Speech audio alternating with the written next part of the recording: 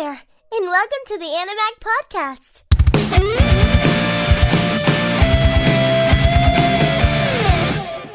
Hey, welcome back to Animag, the #1 anime podcast according to the Playboy magazine. I am your host, Asylum, sitting here with... Oh shit, Damicus! Sorry. What happened, man? Man, I'm just too distracted by my mouse pad. I can literally hear you rubbing the titties. Oh, it's an ass. Never mind. I can hear you rubbing the ass. This man had to buy an Akino mouse pad on stream. Yeah. Over on Twitch. One of my friends, I didn't even think he had 10k points. I just seen it, I was like, fuck! Honestly... Thankfully, he did it because I was saving up. I had wasted a few to try and make you dab, but by the time he spent his, I only had to watch maybe one more stream, and now I have 10k. So I was going to make you do it anyways. So ladies and gentlemen, we're back. Yep. Rent a Girlfriend, episode 8. And I have to say, I'm going to start this entire podcast off by saying I was not at all impressed with this episode. There were some points that were like... Alright, but Kazuya himself was... Kazuya himself, yeah. Kind of a little pussy in this episode, even though he wanted to be, you know, this big, strong, greedy man, and he's sitting here crying about $7 extra fucking dollars. That's what 1,000 yen is, people. $7. Stop being a broke ass, man. In the great words of old Sydney, stop being broke. Yeah. Alright, so we start off by seeing Kazuya eating some food, and he's just kind of like reminiscing about Ruka blowing up on Mami, and then bam, his phone rings, and lo and behold, it's Ruka, and she's sitting there, she's talking his head off, and he's just eating his food, kind of uninterested. He's like, yeah, ooh, funny. And she catches on to this, and she's like, oh, is anything wrong? And after he says no, she just winds up apologizing for blowing up on Mami the other day at their work. She basically winds up saying that X or not, she should not have acted that way, and it was childish. And Kazuya proceeds to try and tell her that it was okay and how Mami really doesn't have feelings for him anyways, which I don't believe. I think Mami does still have feelings for that man, and she's trying to get him back. We all know the real reason why Ruka is apologizing, because she got fucking roasted. True. Now she sleeps and that's all she hears. So why does he need a rent-a-girlfriend? She hears that shit in her nightmares. But he does tell Ruka that seeing her go so far for him actually helped him get over Mami, which I think is the wrong thing to say to a girl like Ruka, because she's gonna overthink this and be like, oh, he likes me and only me. And then we see a shot of Mami at her house, still lurking on Twitter, and she wound up... Twitter, Facebook, or Instagram. It's definitely Twitter, because in the thing it says that she tweeted at Kazuya's parents' sake shop, saying how she was excited to learn more about sake and excited to see tweets about their grandson. Oh my god. Dude, this crazy bitch. I can understand just following the page and then lurking, but like now she's tweeting at them. I wish I was Kazuya. Oh my god. So then we go back to Kazuya's. He's getting ready to rent Chizuru, but he notices that she actually went up in the rankings at Diamond, the place that runs the Rent-A-Girlfriend website. She's no longer a rookie, but this is bad news for him because that also means the cost went up by 1,000 yen to be exact. That may sound like a lot, but honestly, that's only $7 in America. So I don't know why he's tripping. And right before he books her for a date, he starts thinking that if he's going to be paying more, he deserves to be a little greedy and demand more from her, you know, because oh my god, he says up till now he's just been renting her, and then they've just kind of gone and done the bare minimum, which remember he said he wanted to do that for her, but now because of an extra $7 he wants to start demanding shit from her. And then boom, intro roll. So a little bit shorter than last week. Last week's pre-intro roll was super long, but also this episode's not really as jam-packed as last week's. I find it's more filler this week, but there are a couple of things just to keep your eye out on. So yes. After the intro, we cut to where almost this entire episode is going to take place, the date between Kazuya and Chizuru. We learn that his big demand for her was that she wear a schoolgirl uniform, and he's a little worried that she will be weirded out by this request. And as she walks up to him and they get their day started, he asks if she's okay with the uniform, and she's like, yeah, this is normal for most people that rent me. They have requests request like this. But then she turns and she basically says, but what is weird is the fact that you're wearing a school uniform also. This man asked her to wear a school uniform, and he's like, maybe I should put one on too. But Chizuru seems slightly okay after he tells her this, that, you know, he wanted to also wear a uniform so it didn't look too odd. And she says, well, at least we won't look like schoolgirl and sugar daddy.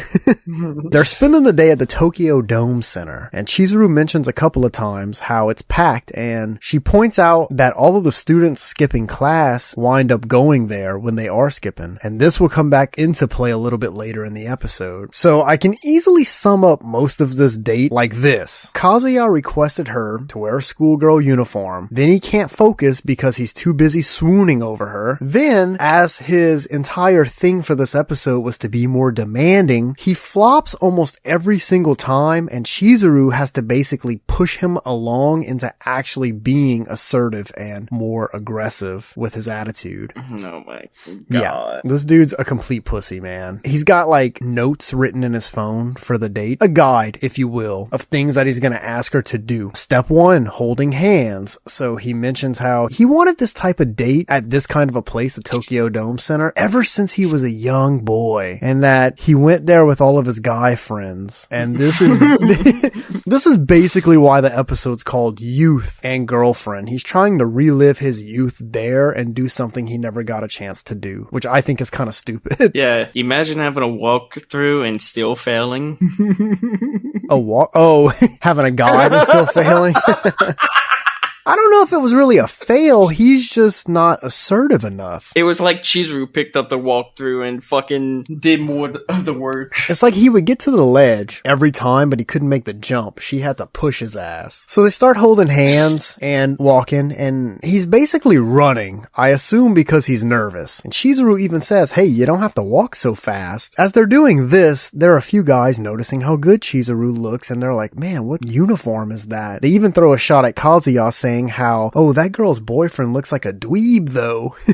Damn. Like, bam, roasted. Step 2 for the date was to get and share food. They go to a churro truck and they get a chocolate one, but he only gets one. And Chizuru even says something about this as he's ordering, wondering why he's only getting one. But I think right here she realizes what he's doing, and he starts to wimp out with asking her, you know, can I have a bite of your churro? And then they show some other couples on dates or whatever, and they're sharing food, like some people sharing an ice cream. And Chizuru might have noticed this because right then and there, she asked him if he wants a bite. And of course he does. So they share it, and this dude puts fucking like half the churro down his fucking throat, which one just looked weird. And then he's like, so good. So far, things are going swell for his plan, but Chizuru had to push him there. And after this, he's looking at the notes on his phone kind of off to the side. And Chizuru notices, and she's like, what's next? This throws Kazuya off a little bit because he now knows that Chizuru knows he has a plan, or is at least doing something different on this date than he would normally do. So she tells him he doesn't have to hide it, and that it's actually a good thing to have plans set in place for a date. And as they're walking along by some shops, Chizuru spots Sumi. Damn. She ducks down behind like a hat rack, and she pulls Kazuya down. And he's like, what's going on? She points out Sumi to him, and she's like, this would be super embarrassing if Sumi would see us like this out in, you know, schoolgirl and schoolboy uniforms. And in Kazuya's head, he points out that knowing Sumi, if she were to see them out on a uniform date, she would probably freak out and cause a disaster. So Sumi goes to walk off like away from the shop she was at, and it's kind of towards them. So Chizuru drops down on all fours behind the hat rack, essentially leaving her ass like straight up and down in the air, pointed right at Kazuya. Keep in mind, she's got a little mini skirt on, and this absolutely does nothing good for the man.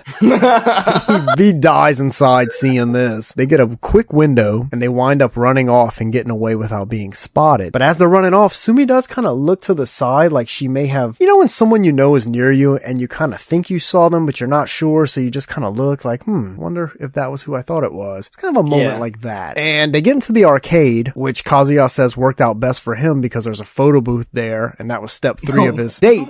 But something that I caught right here was that as he's thinking this in his head, it was showing some more text at the top. And it was for Chizuru, who was talking out loud. And she was like, what is Sumi doing here? And she said, oh, it looked like she was hat shopping, maybe buying a hat for her dad. And I went back and watched this episode. It looked like the same goofy ass fedora that Kazuya had put on the date when he was with Sumi. Uh-oh. So I think she's gonna buy the hat for him and give it to him and be like, got you a gift. You know how she is. No, it's gonna be like a text message and just... I don't know, man. I don't know how they're working that in, but I'm pretty sure that's what's gonna happen. If that was just a dead scene, I'm gonna lightly be mad because they could use that. We already know there's something established with that stupid ass hat, and this would be the perfect thing. We already know she has a crush on him. Yes. So, like I said, step 3 of the plan was to get into a photo booth with Chizuru, and he's like, this would be something that I would be able to take home and look at whenever I want. And we all know why he wants pictures of Chizuru to take home. And specifically, we all know why he wants pictures of Chizuru dressed as a schoolgirl to take home. We're all seen what he did with the picture of Mami. We all seen that. Oh yeah, I forgot about that.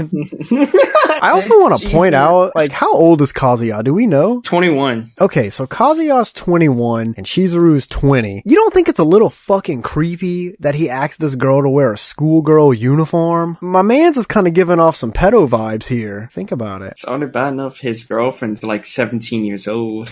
True that. She is literally... Ew! Did we just crack the case? That's fucking gross, man. If that's his kink, then whatever. That ain't got shit to do with me, but it's fucking gross. So they get inside of the photo booth, and right off the bat, he's about to flop on his being more demanding plan. He can't choose if they're in the booth as friends or as a couple. So then we see Chizuru's arm reach over, and she just selects couple. And she looks over at him saying, well, we're a couple right now. And she's like, remember, don't hold back. And then they start taking some pictures. And I have to say, this dude looks like shit in all of them. You can visually tell that he's extremely nervous. Okay. I'm going to put these on the website so y'all can see. These had me dying. He kind of looks like he would have been from that show Courage the Cowardly Dog with how like scared and gross he looked. So they get to one pic where they have to hug. Chizuru's like, all right, come on. And this kills him again for the second time in the episode. Basically, she's like, hurry up. Everybody hugs. So as they're about to hug, right before the camera like starts taking the pictures for the booth, the camera for the show zooms into Kazuya's crotch area, implying that he was probably getting like a little boner from hugging her. Mm-hmm. But also, a little simmy? Yeah, a little simmy, like a little soft floppy. And that's not the only time in this episode we're going to get a quick tight zoom into his dick in this episode, which is kind of concerning. Oh my God.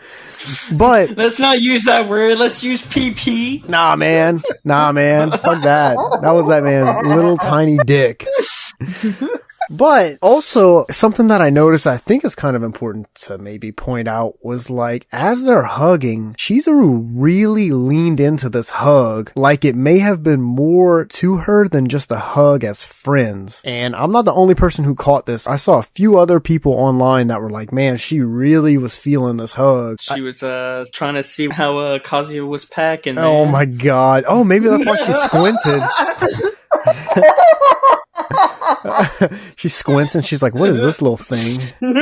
Nah, man, I think it's a small nod to the fact that she is getting feelings for his ass. But for the last pick, I thought we were going to get some hot, steamy action because the booth asked them to kiss. I knew that was going to happen, like with the fingers. I was like, yeah, they're not going to kiss. Oh, I thought they were. Okay, so Kazuya is like, a passionate kiss my ass? No way. And Chizuru saves the day by, she throws up a sign with her hands. It almost looked like the Too Sweet sign for wrestling. If you're a wrestling fan, you'll know what I'm talking about. It just makes like a little wolf with your hands. And then they put those together and took a little kissing picture. So after they're done in the booth, he's sitting in front of this machine and he's waiting for the pictures to print. He's like, come on. Very eager to get these pictures to take home and, you know, quote unquote, put on his fridge. But Chizuru notices some girls walking by and they're wearing the same uniform that she's in. So she like goes over to Kazuya and she sits on the side of him and she's like, look. And he thinks how awkward it would be if they ran into those girls while Chizuru's wearing the same uniform as them, you know, essentially cosplaying as a schoolgirl. So Chizuru grabs him and drags him off before before he can ever get the pics from the photo booth. Uh-oh. So they just leave them there. So I wonder if that's going to come back into play. Like maybe Sumi finds them because we know she's at the Tokyo Dome Center at the same time they are. Fucking Ruka fucking comes up to it. Ruka was actually stalking them all day and we just didn't know. I don't think so, man. I think if anyone's going to end up with the pictures, it's Sumi, but I feel like Sumi won't really have a problem with the fact that Chizuru and Kazuya were on a rental date. Because, I mean, like, she gets it. She's going to give him the pictures whenever she gives the hat. Also, I found these. Maybe she will give it to him just to be like a good friend. Like, hey, also, I found these at the mall. Did y'all mean to leave them? Kazuya's going to be like, you're my hero! After running off, Chizuru says that she's sorry for making Kazuya run, and we see this dude looking absolutely drained. This dude looked like he busted 25 nuts in a row. His face is just like sagging and shit, and he's huffing and puffing. He's like, oh, it's okay.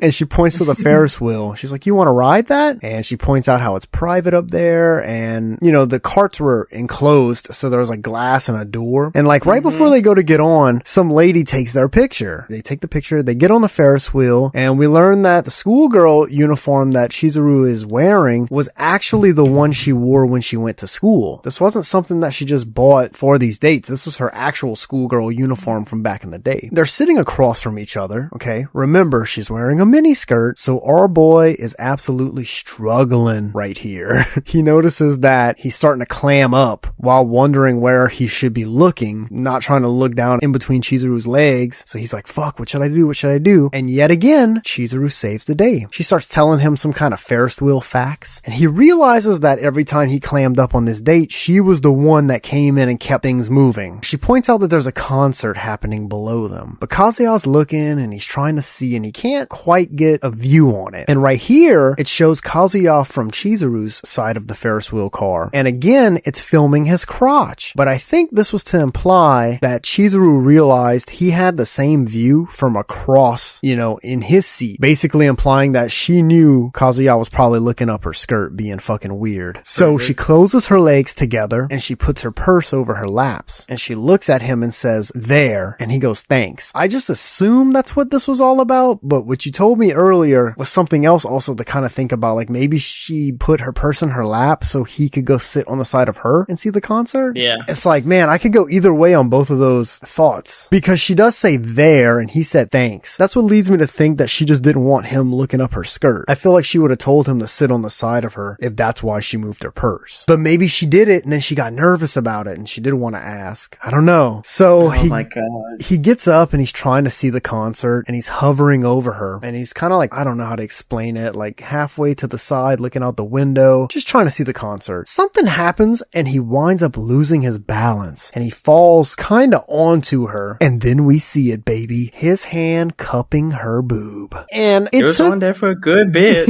Yes, it took this man a long fucking time to take his hand off. Why didn't Chizuru do anything? Exactly. Well, she let it happen for a while, but then she smacks the shit out of him, knocking him to the floor of the Ferris wheel house. And right away she apologizes and she says she didn't mean to hit him, which, I mean, that's understandable. And he's like, no, I'm sorry, I lost my balance. And in his head right here he says, what are you doing, you idiot? Sure, I lost my balance, but falling onto her wasn't on purpose. And I guess that he's mad that he apologized for something that he didn't mean to do. But still, it's just manners to be like, yo, I'm sorry, that was an accident. Didn't mean to squeeze your titty.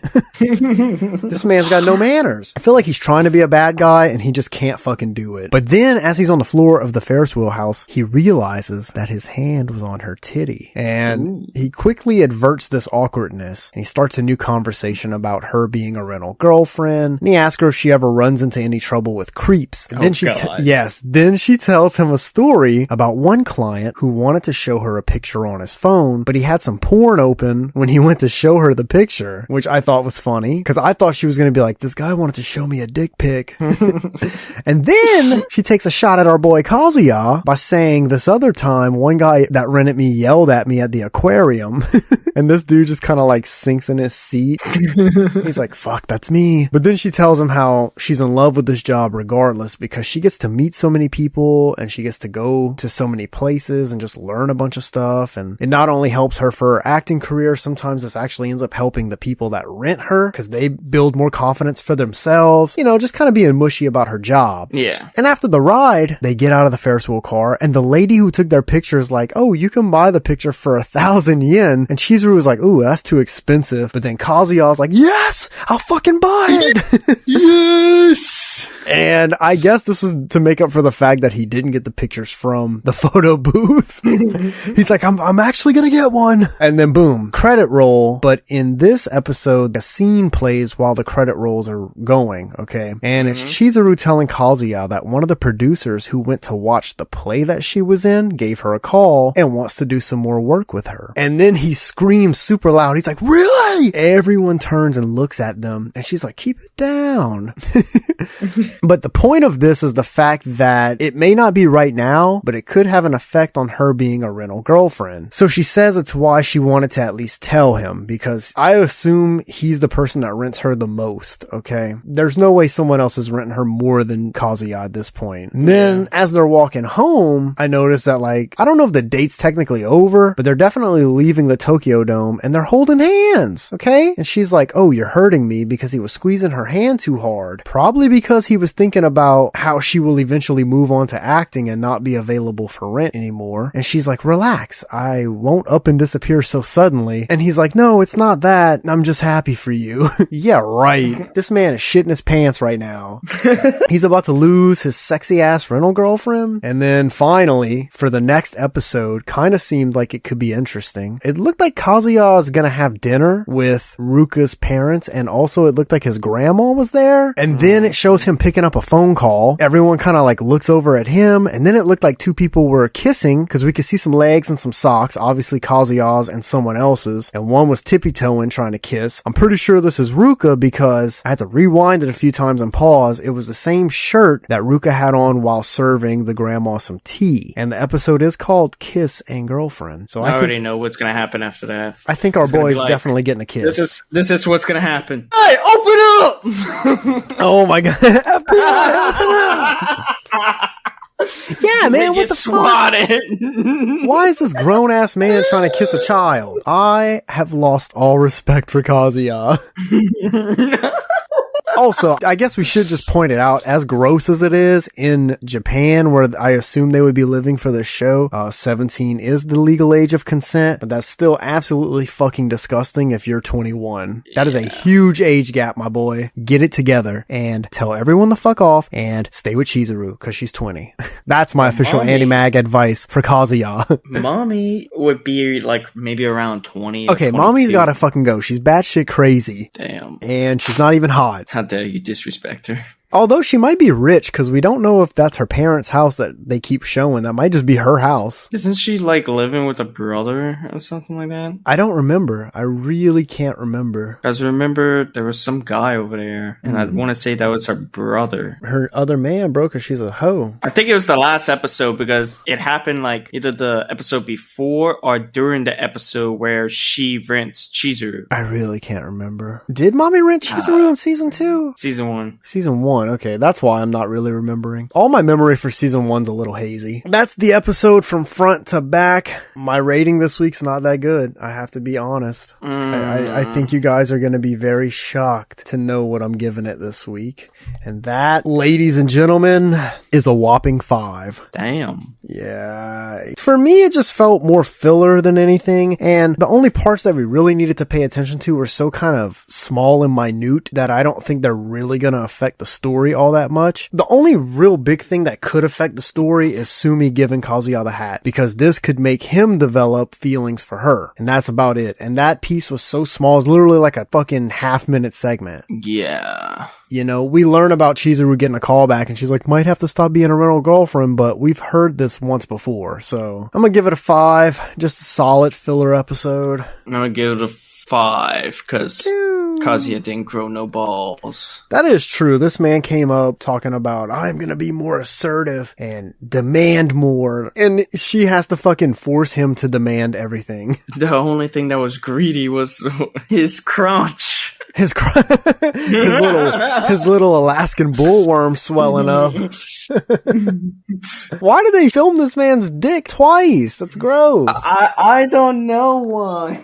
I guess it is to imply the things that we said, but still, unnecessary, man. We already know this dude's a fucking freak, so you think I don't immediately think that he's getting a boner when he's hugging Chizuru? I know he's getting a boner. You don't have to show me. You know what would have kept that man running for days, though? Some Alti! Some Alti subs, baby! Use code Animag at checkout for 10% off your entire purchase, and if we're gonna recommend a flavor to you, it is gonna be the Blue Raz. Yep. I actually need to order a tub for these conventions coming up.